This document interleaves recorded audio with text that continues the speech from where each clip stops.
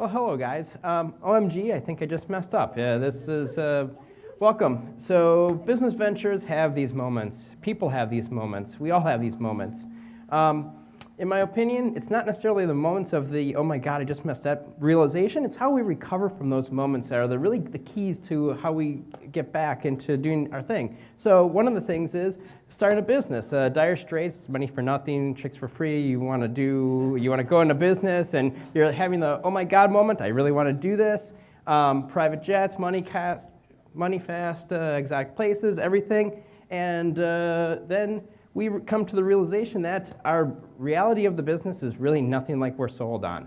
The, oh my God, long hours, no private jets, fastest car I've got is 99 Accord. I have two beautiful girls, and they definitely are not free. And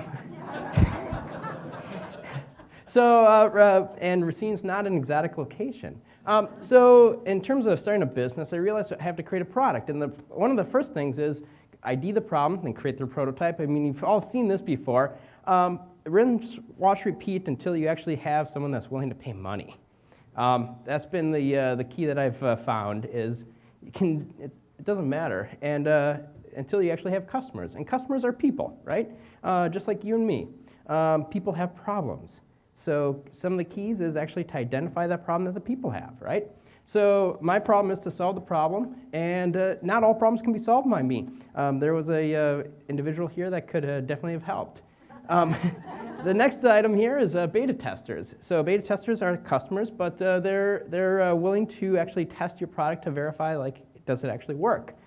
So congratulations, you have a beta tester that is ready to test your product, and they're willing to pay some money for it, potentially. So it's time to pop the cork when you're developing this product, right? Well, I experienced a problem with that because I thought I did, and then I had customer number 3. Organization, 80 to 200 people depending on the day, and I understood that they were mostly interested in the low cost of this storage system that I had. Well, that should have rang some bells, and sirens, yes, I should have had some worries, but you know what? I just got done signing up 2 customers. I was on a roll, my ego was going, hell yeah, why not? Like, this business thing is not that hard, right? So the customer had some issues, but I didn't really think too much about it because I was more interested in just getting the sale.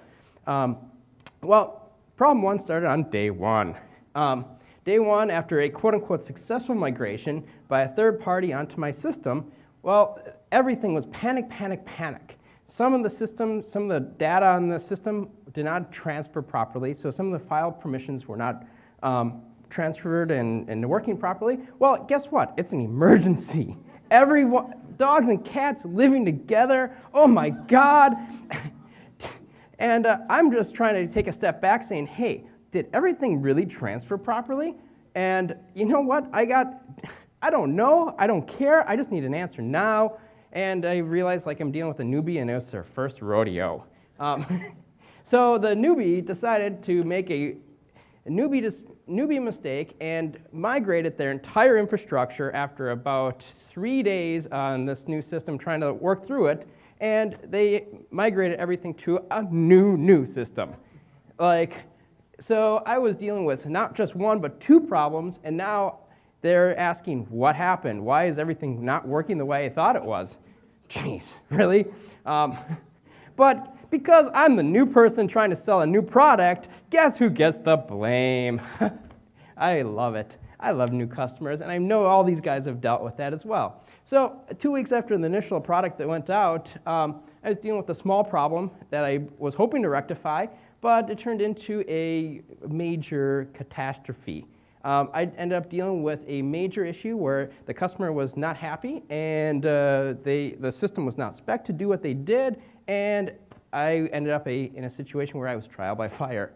I had a beta tester that decided to make on their own decision to do my product or test my product in a way that I'd never really intended it to be, and then I had to make a way of figuring out how to change that. So I need to do I messed up here too. I should have done a SWOT analysis, SWOT instead of SWAT, but whatever. Anyway, I had to get a whole new set of experience to actually even troubleshoot the problem that they were having. And it became a real problem for me, trying to work through all these issues because I didn't really have the expertise. So I had to go back to the drawing board, and I realized, I messed up. What are the things that I could have done better? Well, one of the things was I should have really changed a whole bunch of the ways in which I interacted with the customer. I had in my mind an idea that the customer's ideas are the best way to go, that they should have been, that this is the way it should have worked. Well, it didn't work that way, and not all the customers were necessarily a good customer for what I had. So I ended up having to go and refocus my company and change my direction into a channel partnership role, which seems to work out well for me now. So what went wrong with my products was I actually had a major misunderstanding about what I was selling versus what the customer had.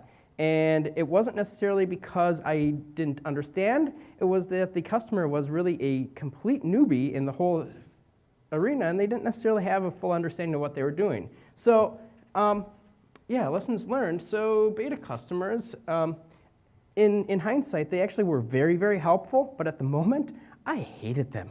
Like, I absolutely hated this customer. They were like my nemesis. But they really did help me refine my product, and I believe I have a product now that's really ready for market. So thank you for your time, and I hope that I was somewhat informative. Thank you, Christopher.